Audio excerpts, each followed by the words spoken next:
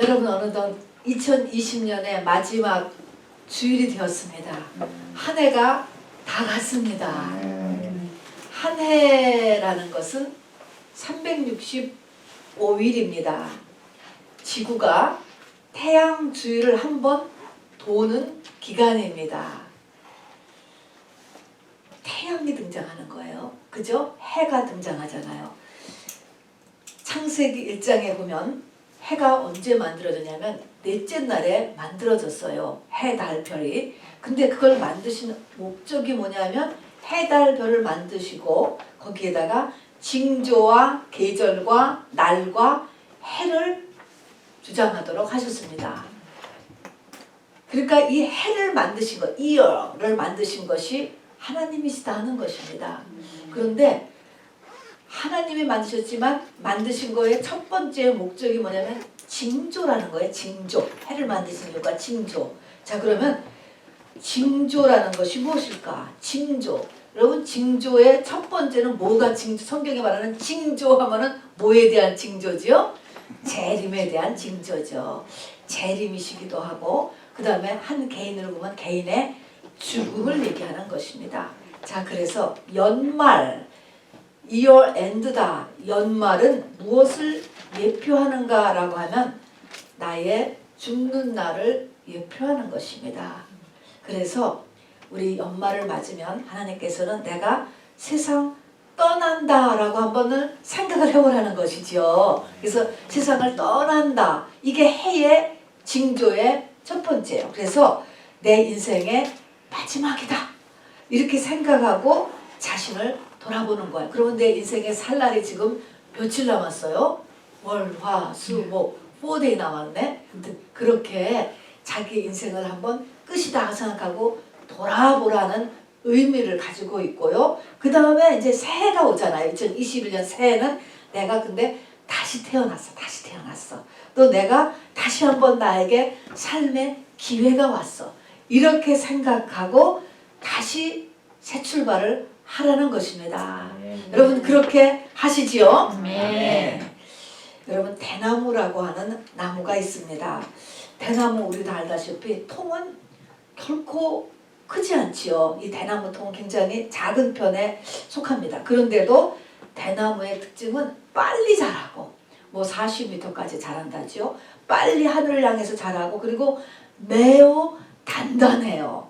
그리고 그래서 매우 단단하기 때문에 튼튼해요. 단단하고 튼튼해요. 그래서 비바람이 불고 폭풍우가 쳐도 이 대나무가 뽑히거나 꺾이지 않는 특징을 가지고 있습니다. 강하고 또 빨리 하늘 향해서 잘 자라고 그런 이 대나무가 왜 이렇게 튼튼할까? 세파에 잘 견뎌내고 빨리 자라고 그것의 이유는 뭐냐면은 매듭이 중간중간에 있기 때문이라는 것입니다. 매듭 말입니다. 매듭. 때를 따라 중간중간 마무리를 잘 하면 우리가 이렇게 대같이 잘 자라고 또 이렇게 튼튼한 사람이 된다는 말이죠. 자, 그래서 이제 우리가 이 연말은 매듭을 짓는 시기예요. 성경적으로. 이 매듭을 잘 지어야지 우리가 부쩍부쩍 잘하고 또 이렇게 강한 사람이 된단 말입니다. 오늘은 여호수아 23장 24장의 말씀을 같이 나누기를 원하는데요. 24장도 사실 23장에 붙어있는 말씀입니다. 그런데 너무 길어서 그리고 또 중요한 말씀이 앞부분에 많이 있기 때문에 그냥 24장은 설교로 전하고요. 23장만 읽었습니다. 이 여호수아서는 복음 시대를 향한 말씀입니다. 가나안 땅에 들어가서잖아요. 그래서 마지막 이 여호수아의 유언 23장 24장의 유언인데 이 유언은 우리가 정말 가슴 깊이 새겨두어야 하는 말씀입니다. 여호수아가 돌아가시기 전에 이 유언을 한 목적은 여기 있는 그대로 이 아름다운 가나안 땅에서 멸망하지 말고 끝까지 복되게 살아라. 그래서 이 유언을 한다는 것입니다. 요즘으로 말하면 뭐냐면 예수 그리스도의 죽으심으로 인하여서 얻은 베네핏을 헛되게 하지 말라는 것입니다. 주님이 오셨잖아요. 네. 그리고 죽고 부활하시지 않았습니까? 그 베네핏을 놓치지 말고 끝까지 번창하기를 원하는 그런 내용의 것입니다. 그러기 위해서 바로 여호수아가 이제 지금 이 유언서를 했습니다. 자, 그래서 이 뭐 어떻게 이제 유언을 했는가 이제 같이 나누는데요. 여호수아는 우리가 알다시피 여호수아 살펴보면 그는 똑같이 애굽을 출발했었습니다. 엑소도스 했죠. 광야 40년을 같이 지냈어요. 모세께서는 이 광야 생활 끝나고 돌아가셨죠. 이 여호수아는 가나안의 정복 전쟁을 하신 분이에요. 승리했습니다. 그리고 들어가서 이스라엘 모든 백성들에게 하나님의 뜻을 따라서 땅을 다 분배까지 다 마치신 분이에요. 그리고 나서 지금 나이가 늙었다 그랬습니다. 그리고 세월이 지나고 이제 본인이 하나님 앞에 부름받을 날이 임박해 온 것을 깨닫고 지금 이 유언을 하게 된 것입니다. 그래서 여기 보니까 모든 백성의 리더들을 다 불러놓았다. 여기 보니까 장로와 수령과 재판장들과 관리들, 그러니까 이스라엘 민족의 모든 리더들을 다 불러 모아놓고 지금 이 유언을 지금 하시는 것입니다. 여기에 저와 여러분이 들어갈까 안 들어갈까? 장로들, 또 수령들, 재판장들, 관리들, 지금으로 하면 예수 열심히 믿는 사람들인 거예요. 우리 다 들어가죠, 여러분. 우리 다 불러 모아서 하나님께서 지금 하시는 말씀입니다. 자, 그런데 이 말씀 이제 우리에게 하시는 말씀인데 다 들어갑니다. 어디서 했느냐라는 것이 지금 이제 중요해요. 어디서 이 말씀 어디로 다 불렀느냐? 어디로 불러가지고 이 말씀을 전했는지 아세요? 24장 1절에 보면은 24장 1절에 나와요. 어디로 불렀을까? 세겜. 어떻게 알았어요, 이 선생님? 세겜에다 다 불렀습니다, 여러분. 여러분, 세겜이 어디서 들었는지 혹시 생각나세요? 왜 세겜으로 불렀을까? 세겜으로 다 불러 모았다고. 우리 같으면 교회로 모이라 그러겠죠. 세겜으로 부르셨어요. 왜 이 세겜이라는 것이 여러분 혹시 생각나는지 모르겠습니다. 세겜은 어떤 곳이냐면은 이스라엘 민족이 이제 가나안에 이렇게 들어가면 맨 처음 해야 될 게 무엇이냐 하는 것을 하나님께서 모세를 통해서 말씀하시고 모세가 여호수아에게 또 그걸 말씀하고 그래서 여호수아가 실제로 들어가자마자 행한 것입니다. 세겜은 에발산과 그리심산을 가운데에 있는 도시예요. 양쪽에 에발산과 그리심산 뭐 하는 거죠? 거기서 이스라엘 백성들을 둘로 딱 나눠놓고 바로 축복과 저주를 선포하면서 가운데 있는 네가 하기 나름이다. 네 선택에 달렸다 하는 것을 맨 처음에 그 마음속에 새겨놓은 장소가 세겜인 것입니다. 예수님이 이 앞에 나타났어도요. 내가 싫다면 그만인 거예요, 여러분. 그거 아세요? 축복이 내 앞에 있어도 내가 싫다면은 못 준다니까. 모든 게 네 학이 달렸다. 네 학이.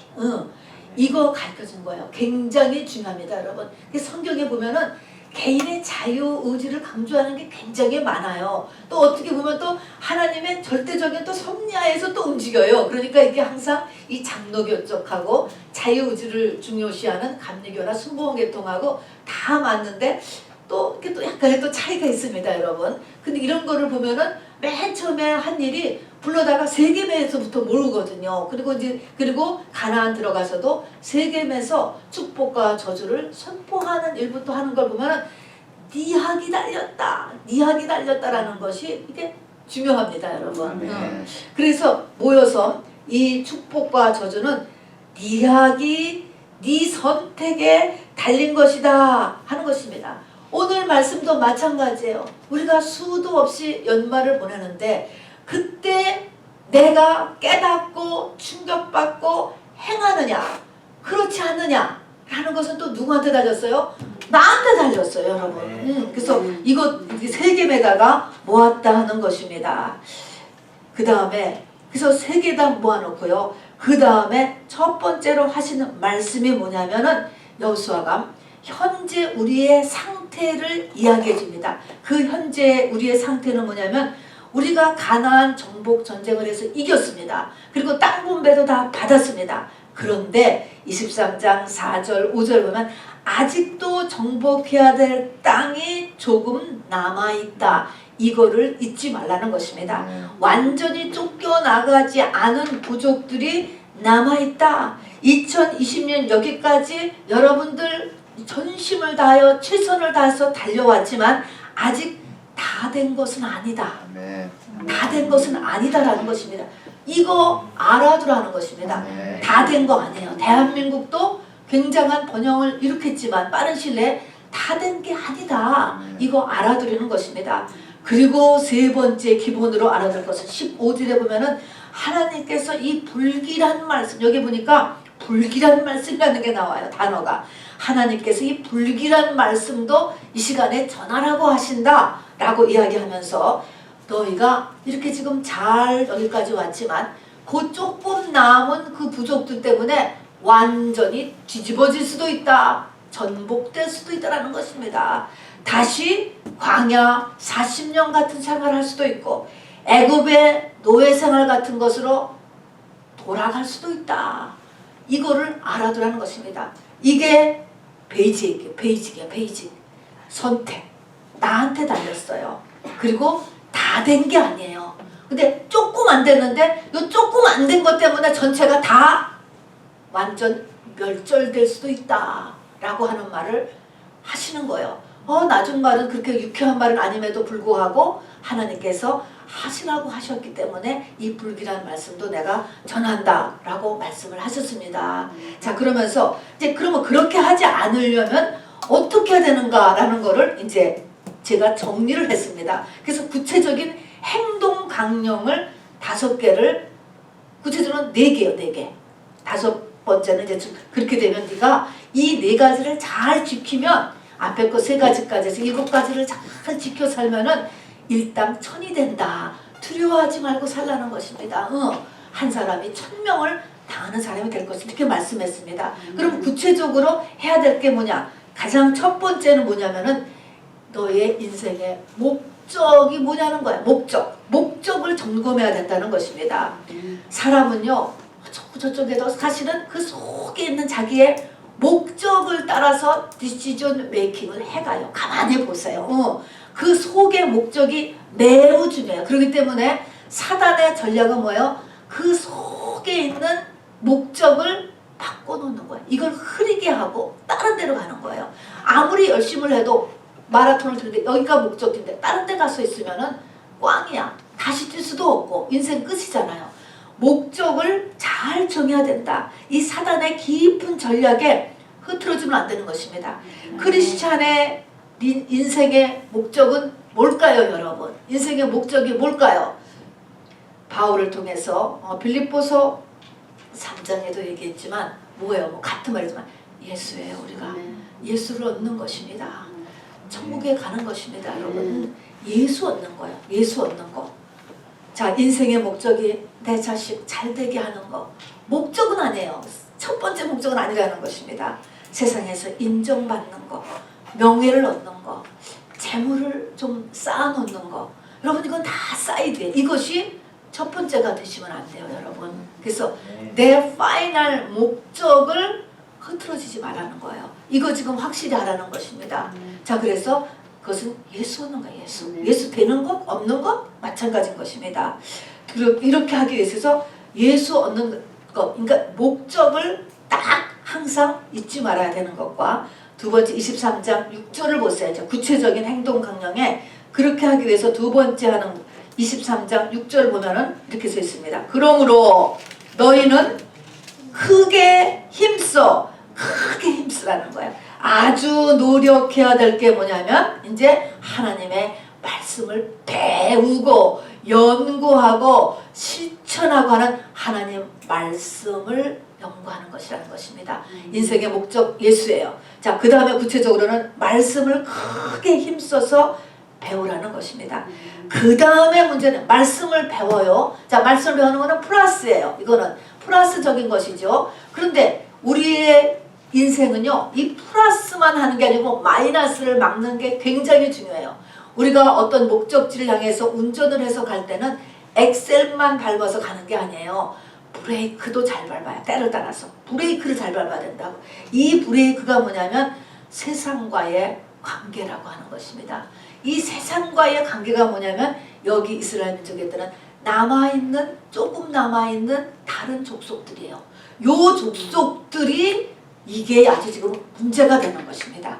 아무것도 아닌 것 같은데, 아니 예수님이 세상을 이겼는데 쉽게 생각을 하는데 그렇지 않다는 거야. 그렇지 않다. 요 조금 남아있는 요 족속들이 이제 지금 너를 멸망을 시킬 수도 있다라고 하는 것입니다. 그래서 세상과의 관계를 이제 조심해야 되는데 뭘 하지 말아라. 첫 번째 여기서 보면 결혼하지 말라는 거야. 세상 사람들하고. 그리고 그들은 너하고 너는 그들하고 둘이 서로 언제든지 친해질 수 있다는 거야. 이 가능성을 얘기하는 거예요. 우리가 살면서 세상과 가까이 갈 수 있는, 또 서로 엮여지고 묶여질 수 있는 찬스가 계속 온다는 것입니다. 그러니까 너는 언제든지 그들과 같이 친해질 수 있다라고 얘기를 하는 거예요. 근데 조심해야 되는 것입니다. 그런데 네가 그들과 친해지기를 시작하면 너도 모르게 네가 세상을 사랑하게 되고, 세상을 사랑하게 되면 하나님에게서는 네 마음이 너도 모르게 멀어지게 된다라는 것입니다. 하나님께서는 사람은 똑같이 두 가지를 할 수 없다는 거예요. 하나님과 세상을 똑같이 사랑할 수 없다는 것입니다. 반드시 사람은 순서가 있다는 거예요. 순서. 1순위가 지금 중요한 거예요. 1순위. 하나님은 1순위를 하나님 앞에 두면 그 모든 것을 더하여 주리라 이야기를 했습니다. 자, 그래서 이 1순위가 흐려질 수 있다는 거예요. 이 세상이라고 하는 애들이 말입니다. 자, 그럼 왜 그러냐? 23장 13절에 보세요. 23장 13절을 보면은 첫 단어가 어떻게 됐습니까? 13절. 확실히 알아라. 확실히 알아라. 확실히 뭐를 확실히 알아라 라고 다시 한번 이야기하는 이유는 네가 그 세상과 친해지기를 시작하는 거야. 그리고 왜 세상과 이렇게 네가 쉽게 친해지고 이것이 문제가 되느냐 하면은 네가 알아둬야 되는 것이, 너가 수천 년 동안 이 자리에 털을 잡고 있었던 애들이 걔네들은 강력하다는 것입니다. 그거는 구체적으로 나의 육신과 내가 태어날 때 내 옛 남편이 세상과 자거든요. 이것이 내가 이 땅에 사는 동안은 우리는 흙으로 지어진 육신 속에서 살아요. 그리고 원래 우리는 어디에 붙어 있었냐면은 자아와 세상에 붙어 있었죠. 그걸 성경은 옛 남편이라고 그랬잖아요. 그렇기 때문에 이게 지금 예수 믿고 아무것도 아닌 것 같아도 사실은 아주 기저 밑바닥에 깔려 있는 거예요. 깔려 있어. 육신과 세상이 깔려 있어요. 그러니까 그리고 계속 우리에게 살아 있거든요. 도전을 해오거든요. 유혹을 하거든요. 틈을 보거든요. 자, 그런데 여기서 하나님께서 확실히 알아라 하는 것은 이제 네가 다시 그들에게 마음을 뺏기면 하나님께서 이제는 안 쫓아내 주신다 하는 것입니다.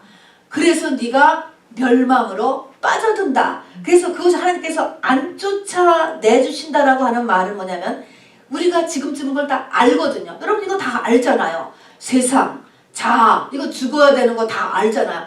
이미 다 아는 사람에게는 하나님께서는 옛날같이 그렇게 안 도와주신다는 거예요. 내버려 둔다는 것입니다. 처음 믿은 사람, 아주 몰랐던 사람, 이런 사람은 하나님께서 지금 해주셨어요. 해주지만 확실히 하라는 것은 인제 하나님이 너를 옛날같이 안 해주신다. 여러분 처음 예수 믿은 사람들하고 목사하고 대하는 게 전혀 달라. 여러분 목사, 전도사님, 장로님 이런 분들을 하나님의 커트라인이 굉장히 높다는 걸 알아두셔야 돼요. 자기 옛날 생각하면 안 돼. 또 다른 성도들하고 비교하면 안 돼요. 이것도 바로 그런 얘기예요. 어린 아이를 대하는 거하고 청년을 대하는 거하고 기준이 다르다는 것입니다. 그래서 이제는 너희들이 다 알기 때문에 다시 네가 세상과 자아의 마음을 뺏기 시작하면 하나님은 내버려 둔다는 것을 확실히 알아라. 그렇게 되면은 걔네들이 네 속에 들어오죠. 처음에는 모르죠. 모른다는 거예요. 자기도 모른다는 거예요. 그래서 네가 세상을 너도 모르게 사랑하기를 시작을 하면은 너도 모르게 그게 네 속에 들어오고 너는 너도 모르게 하나님 앞에서 마음이 멀어지게 된다는 것입니다. 그렇게 되면은 들어온 걔네들은 여기 보니까 너에게 올무가 되고 덫이 되고 옆구리에 채찍이 되고 눈에 가시가 되어 이게 그야말로 이러지도 저러지도 못하는 상태에 내가 이른다는 거예요. 이건 아주 굉장히 예민한 말씀이죠. 요거를 못 빼내는 거예요. 못 빼내. 뭔가 이게 매력이 있어. 못 빼낸다니까. 그래서 이게 눈에 가시, 옆구리에 채찍, 또 올무, 덫이 되다가 그것이 뭐예요? 못 빼내고 있다가 마침내는 바로 이 아름다운 땅에서 멸절하리라. 뒤집어 친다는 것입니다. 망한다는 것입니다, 여러분. 그래서 이거를 확실히 하라라 라고 주께서 지금 이 여호수아를 통해서 말씀을 하셨습니다. 자, 그러면 한번 보세요. 인생의 목적을 하나님께 두고 힘써 여호와의 말씀을 배우는 일, 그 다음에는 남아있는 이방 족속에 대해서 철저히 내 위치를 지키는 것, 그것은 뭐예요? 세상과 자라고 이야기했습니다. 우리는 지금 자 이것을 잘 하기만 하면은 여호수아 23장 10절에 있는 대로 너희 중 한 사람이 1000명을 쫓으리니 이렇게 이야기했습니다. 앞으로의 삶을 두려워하지 말아라 얘기한 것이죠. 그래서 너희는 스스로 조심하며 너희 하나님 여호와를 사랑하도록 해라. 조심하라는 것은 자기의 마음을 지키는 거예요. 내 마음을 지키면서 하나님을 사랑하라라고 하는 것이죠. 자, 그래서 여호수아는 참으로 이 유언을 하나님의 뜻에서 한 목적이 뭐라고요? 정말 이 아름다운 땅에서 예수 그리스도를 주셨잖아요. 그 예수 그리스도의 죽으심의 베네핏을 잘 끝까지 누려서 정말 이 땅에서 대대손손이 번창하기를 원해서 이 말씀을 하셨어요. 그런데 이거 이루어졌어요? 안 이루어졌을까요? 24장에 보니까 이것을 들은 그 세대까지는 이것이 이루어졌대요. 근데 이 세대 사람이 이 유언을 들은 여기 이 당대의 리더들의 세대가 끝난 다음부터는 이것이 무너지기를 시작을 했습니다. 결국은 바벨론에게 포로로 다 잡혀가고 말았잖아요. 멸절했습니다. 그러니까 똑같이 애굽의 노예 같은 생활로 다시 돌아가고야 말았습니다. 그 역사입니다, 여러분. 자, 그래서 우리도 이 말씀을 우리 대해서 잘 받고 또 그렇게 행하고 또 우리의 다음 때도 이 말씀을 또 잘 또 받고 행하고 이것이 잘 이렇게 대를 이어서 갈 수 있게 되기를 바랍니다. 그럼 우리가 연약한 것 같아도 우리가 이민자라 할지라도 영어를 못해도 여러분 일당천이 되도록 하나님께서 도와주신다고 약속해 주셨습니다.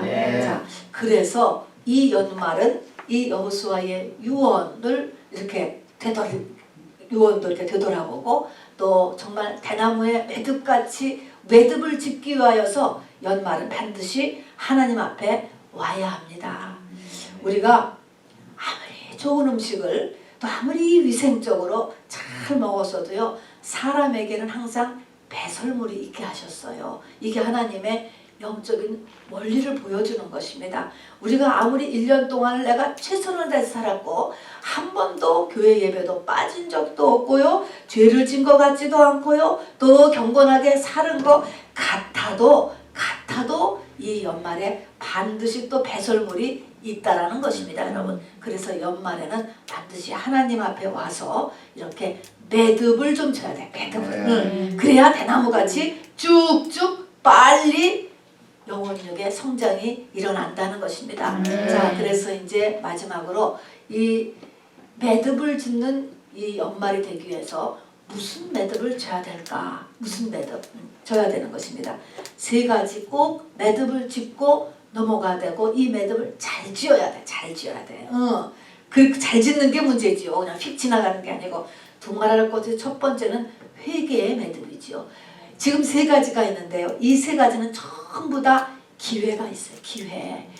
우리가 병도요, 항상 초창기에 발견하면 쉽게 고쳐요. 근데 이것이 오래되면은 너무 고치는 것이 어려워지고 그러나 목숨을 잃게 되기까지 하지 않습니까? 우리 한국 옛말에도 호미로 막을 것을 뭐 배챙기로 막는다. 작은 것 가지고 작게 일이 해결될 것이 일이 커진다라고 하는 것입니다. 왜 그럴까요? 귀신도요 전도를 하거든요. 나에게 조그마한 귀신이 하나 들어와 있다. 가만두면 얘가 전도를 해. 동네 귀신 다 불러들이는 것입니다, 여러분. 그래서 악해지는 거예요. 그래서 항상 영적인 것도 초기에 해야 되는 것입니다. 그리고 적어도 1년에 한 번은 이렇게 대청소, 나의 대청소, 매듭 짓는 것입니다. 사실은 하루도 사실은 하나님께서 돌아보기 위해서 주는 것이죠. 그래서 매일 저녁에 자기 전에 잠이라고 하는 것이 이 역시 또한 죽음을 상징하는 것입니다. 그래서 자기 전에 또 내가 인생의 마지막 날인 것처럼 생각하고 오늘 지은 것을 해가 지기 전에 다 돌아보라고 또 얘기했습니다. 근데 이제 이혼은 해는 가장 긴 텀이에요. 이게 지금. 그래서 데일리를 못했어도 이얼리는 우리가 해야 됩니다. 그래서 이얼리 하는데 첫 번째가 회개의 매듭. 그래서 요번에는 무엇을 가지고 우리가 회개하냐면은 지난 성탄절에 말씀드린 것처럼 구약의 성탄절이 오기 전에 맨 구약의 마지막 책이 말라기잖아요. 이 말라기서가 이스라엘 백성을 향한 종합 회개책이에요. 이것을 회개하고 그 다음에 이렇게 회개할 것을 가르쳐주고 그 다음에 400년 기원을 두고 예수님이 오셨잖아요. 회개를 해야 예수님이 거기에 누이지 않습니까? 짐승의 먹이를 치워야지. 그러기 위해서 말라기서에는 이스라엘 백성들의 죄가 잔뜩 거기에 기록이 되어 있습니다. 그 이스라엘 백성의 죄라고 하는 것은 불신자의 죄가 아니고 믿는 자의 죄, 믿는 자, 성령 받은 사람의 하나님 앞에 되돌아봐야 될 것을 적은 것입니다. 그래서 거기 보면 크게 11가지 우리가 잠깐 봤는데 그거를 이제 구체적으로 하나님 앞에 알려달라고 내놔야지. 우리가 언뜻 생각하면 별로 걸리는 게 없다고요. 그렇지 않다니까. 그래서 그걸 내놔야 될 필요가 있는 것입니다, 여러분. 그래서 11가지의 말라기서에 있는 죄들을 가지고 우리가 한번 1년을 또 아니면 지금까지 나의 평생을 저 같으면 67년의 해를 되돌아볼 것입니다, 여러분. 그래서 회개의 매듭을 잘 지어야 돼. 잘 지어야 돼. 짓는 게 문제가 아니고 잘 지어야 돼. 아예 매듭도 없으면 이건 안 되는 거고 매듭을 잘 지어야 돼요. 두 번째는 회개라는 것은 내가 지은 죄요. 알든 모르든 내가 한 거라고요. 두 번째는 상처라는 게 있으면 상처는 누구가 죄를 나한테 먹인 거예요. 내가 그냥 먹었어. 이건 수동태야. 그렇지만 상태는 내가 잘못하지 않았지만 그 사람 탓만 하고 있다가 아무것도 해결이 안 되는 거예요. 내 속에 들어간 상처도 이게 원흉이 뭐냐면 죄예요, 죄. 내 속에서 역사하는 건 마찬가지야. 죄를 내가 많이 지은 사람이나 상처가 많은 사람이나 내 속에 품고 있는 죄의 양은 똑같다, 다르다. 똑같다요, 똑같다. 여러분, 똑같다.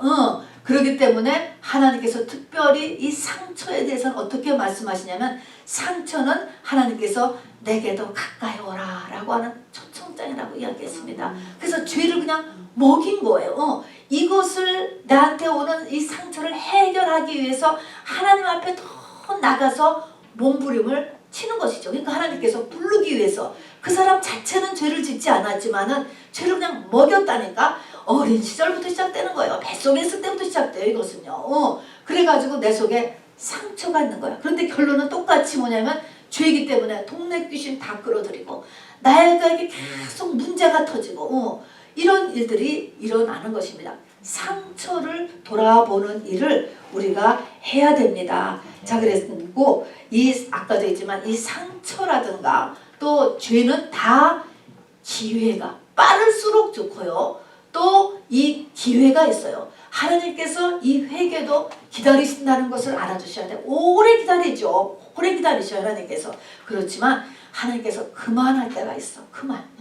그렇게 되기까지는 우리가 아직 전부 다 되지 않았어요. 그러니까 우리는 지금 하나님께서 기다리신 때니까 부지런히 이렇게 하나님 앞에 내 죄를 돌아보고 또 나에게는 상처를 하나님 앞에 치료받도록 해야 됩니다. 상처를 어떻게 치료하지? 상처를 어떻게 치료해? 여러분, 어떻게 치료하는 거야? 상처에는 약은 사실은 하나밖에 없어요. 진짜 약은 보혈이야, 여러분. 우리가 인너 힐링을 한다든가 뭐 상담 치료, 뭐 음악 치료, 뭐 그림 치료, 뭐 그런 이 세라피스트들이 많은데 도움은 돼요. 분명 도움은 되지만 근본적인 치료는 되지 않습니다, 여러분. 근본적인 치료, 이것이 죄이기 때문에 죄는 뭐가 상수해요? 보혈밖에 없는 것입니다. 회개하고 똑같은 것입니다. 근데 회개보다 더 어려운 것이 저는 상처인 것 같아요. 더 어려워요. 이 상처를 이제 내놓아야 되는데 이 어떻게 보혈을 어떻게 바르는데 보혈 어떻게 발라? 자, 보혈의 다른 말이 생기예요. 생기. 또 다른 말은 또 성령이에요. 이 생기, 보혈이 나한테 어떻게 오느냐? 에스겔서 37장에 보면은 에스겔 골짜기에 마른 뼈가 있어요. 그게 다 상처받은 거예요. 상처받아서 말라 비틀어졌다고요. 다 진액이 빠져가지고 거기에 이 군대로 일어서는데 생기가 오잖아요. 생기는 두 가지에서 옵니다. 하나님의 대원이 되는 말씀이죠. 이 말씀이 읽을 때든가 또 내가 뭐 들을 때든가 아니면 설교를 들을 때든가 그것이 갑자기 나에게 생기로 다가올 때가 있어요. 이게 보혈이 되는 거야. 그때 내 상처가 치료되는 것이에요. 이게 보통 안 되면 점점 더 깊게 들어가야 돼요. 말씀이 깊게 들어가서 그것이 나에게 이렇게 생기가 될 때가 있어요. 그러니까 이것이 이제 그 약의 도수요. 도수 5%짜리냐 10%짜리냐 뭐 80%짜리냐 이것을 내가 받아야 돼. 그래서 말씀이 생기가 되고 에스겔 골짜기에 그 뼈들이라는 걸. 두 번째는 기도할 때요. 기도할 때. 내가 기도하러 앉기만 한다고 해서 보혈이 막 오는 게 아니고요. 기도를 막 하다 보면 어느 때 확 여러분 뚫어지는 것 같은 느낌을 받을 때가 있어요. 확 시원해지는 듯한 느낌. 뭔가 막 눈물이 날 때가 오는 거. 깨달음이 올 때가 오는 거. 이게 보혈이 온 거예요. 생기가 온 것입니다. 그래서 결국은 말씀과 기도예요. 한마디로 하면 예배예요. 예배. 말씀과 기도가 제일 많은 게 예배지. 그러나 꼭 예배 아니더라도 혼자서 보는 말씀, 혼자서 하는 기도도 결국은 말씀과 기도를 통하여서 생기가 오는 것입니다. 자, 오른팔을 들어서 말씀, 왼팔을 들어서 기도. 네, 그렇습니다. 이 말씀과 기도가 우리 교회의 두 기둥이고 신앙생활의 두 기둥입니다. 그러니까 이 말씀과 기도는 그 자체가 목적이 아니고 그것을 통하여서 하나님이 생기를 보내는 바로 채널이 된다는 것입니다, 여러분. 그러니까 그거를 받을 때까지 계속 해야 되는 거예요. 어느 때 하나님께서 그거를 나에게 보낼지는 그 하나님 소관이고 내가 하기 나름이죠. 내가 상처도 고백도요. 이 고백하는 것도 어떻게 보면은 채워줘야 되는 것 같아요. 기도도 채워줘야 되는 것 같고 그러니까 상처도 하나님 내가 이런 상처 하나님 이거 해결해 주세요. 해결해 주세요. 아무 증상도 없어. 또 해. 어느 날 그것이 정말 하나님께서 그걸 해결해 주시는 것 같은 것을 경험했습니다. 그래서 이 모든 것들은 다 채워줘야 돼요. 채워져. 기도를 금대접에 채우듯이 채워줘야 되고 하나님 손에 있어. 이걸 붙여주시는 거지. 그래서 하나님의 때를 기다릴 필요가 있지만 그걸 우리가 안 하고도 되진 않아. 내가 해야 되는 거예요. 했을 때 하나님께서 해주시죠. 그래서 두 번째는 상처입니다. 상처에 매듭을 지어야 돼요. 세 번째는 뭐예요? 용서의 매듭입니다. 여러분, 용서. 여러분, 저는 제가 남을 다 용서했다고 생각을 했어요. 이게 문제인 거예요. 스스로 착각하는 거예요. 그러다가 증상이 나오는 거예요. 난 다 용서했어. 머리로도 다 돌아가고 마음으로도 딱 그 사람을 딱 만났는데 못 보겠는 거야. 못 보겠어. 이게 뭐예요? 용서가 안 된 거예요. 그렇듯이 내가 용서한 줄 알았는데 용서가 안 된 것들이 많더라고요. 우리가 어떤 음식을 먹고 체하잖아요. 그러면 그 음식을 나중에 또 먹으려고 그러면요. 못 먹게 돼요. 먹기가 싫어요. 이상한. 그게 남아있는 거거든요. 이런 것이 없어야지 돼.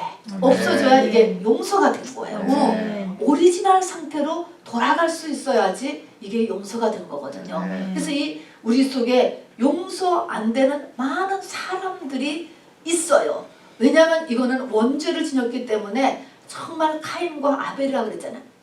찔른다니까 나도 누군가에게 찔렀을 거예요. 상처를 주었을 것입니다. 누구든지 그런 거예요. 그래서 우리가 산다라고 하는 것은 상처를 받는 거예요.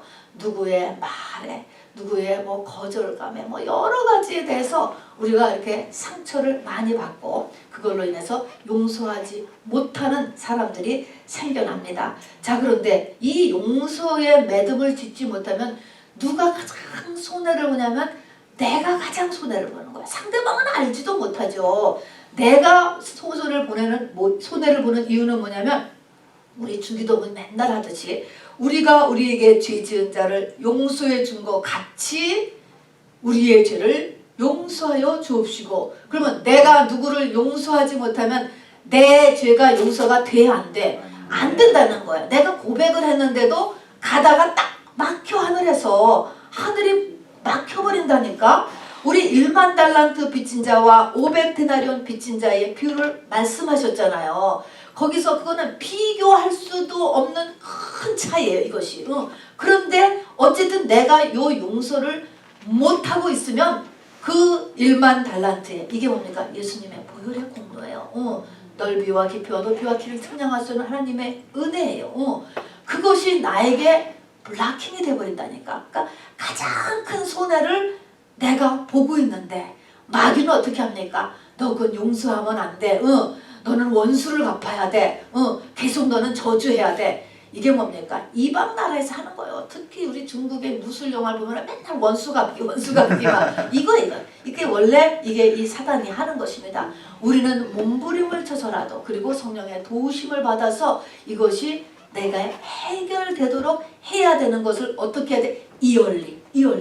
이얼리는 한번 해야 된다. 이것이 제일 긴 텀이니까 말입니다. 그래서 용서가 되지 않는 것을 하나님 앞에 내놓아야 된다. 이것은 예수 그리스도의 주님이 오신 주님의 그 보혈의 베네핏을 내가 누려야 되기 때문에 그렇습니다. 이것이 블락킹 되기 때문에 그렇습니다.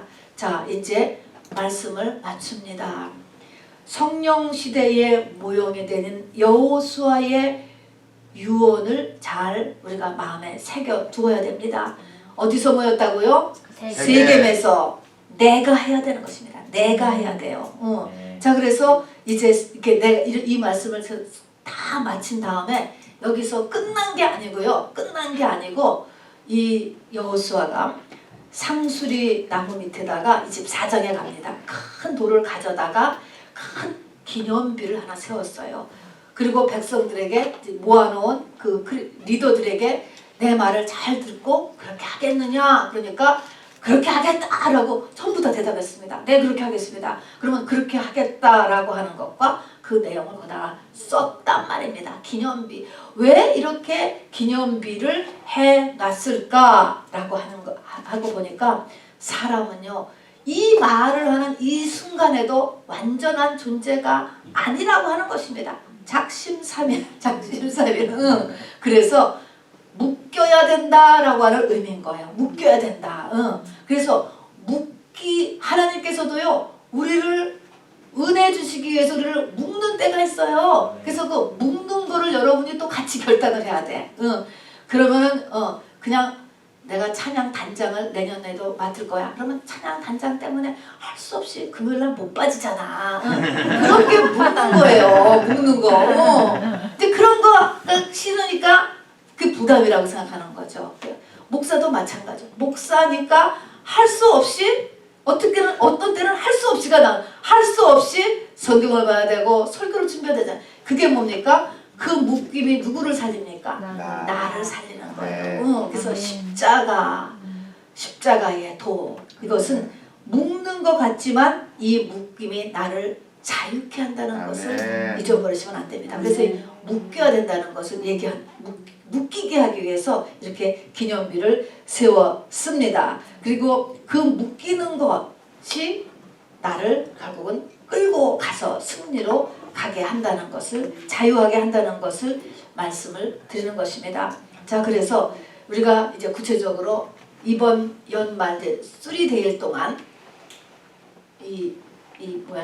기도회를 오픈을 합니다. 그러니까 이거는 교회의 공공 예배가 아니니까 여러분이 뭐 전부 다 참석해라 그런 건 아니에요. 그러나 나에게 감동이 있으면 와서 그냥 개인적으로 기도하는 것입니다. 그래서 월, 화, 수 리스바하고 똑같은 시간입니다. 9시부터 11시까지 그냥 우리가 이렇게 오픈하는 이유는 요엘서에 보면은 우리가 은혜 받기 위해서는 성회를 선포하라라고 했고, 또 신약에 들어와서는 두세 사람이 모인 곳에 내가 함께하리라 했기 때문에 우리가 모였을 때 성령의 역사가 더 시너지 효과를 내서 일으키기 때문에 단지 교회 문을 열어놓고 음악만 틀어놓고 소등할 것입니다. 그러니까 와서 이 세 가지에 대해서 우리가 여러분이 같이 하되 각자 기도를 하는 것입니다.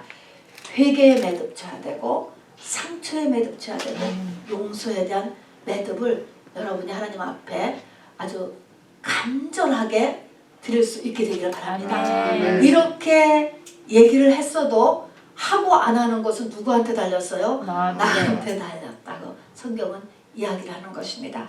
자, 그래서 우리 이 마지막 3일을 남겨놓고 또 이 마지막 주간에 이 여호수아 주님 오신 다음에 이 주님을 우리가 누리고 끝까지 잘 번창하고 또 뒤엎지 않기 위한 이 여호수아의 간절한 유언을 잘 생각하시면서 2020년 매듭을 잘 지으시는 저와 여러분 되기를 주님의 이름으로 꼭 축원드립니다. 네, 우리 하나님 앞에 감사의 찬양 올리겠습니다.